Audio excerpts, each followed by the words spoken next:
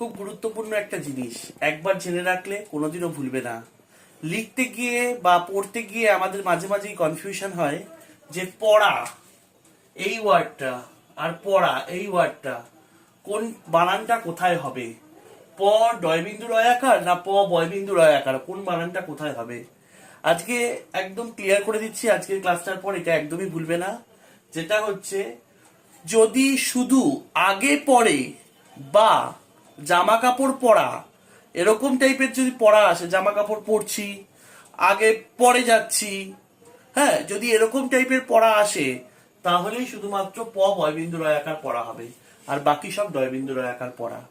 গাছ থেকে পড়া, তারপরে মনে পড়া, হ্যাঁ, বিছানা থেকে পড়া, সোফা থেকে পড়া, জানলা থেকে পড়া, সব জায়গায় ডয়বিন্দু রয়াকার পড়া হবে।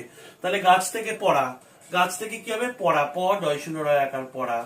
জামা কি হবে, প বয়বিন্দু রয়াকার পড়া। বই পড়া, প ডয়বিন্দু রয়াকার পড়া।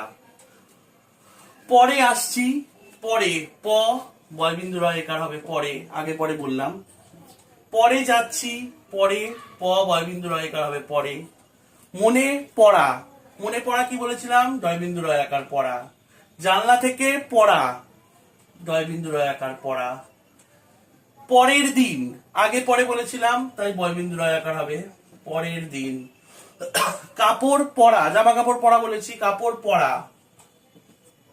দেখে দেখে পড়া, বই পড়া, যেটা দেখে দেখে পড়া, ডয়বিন্দু রয়াকার পড়া। বোঝা গেল?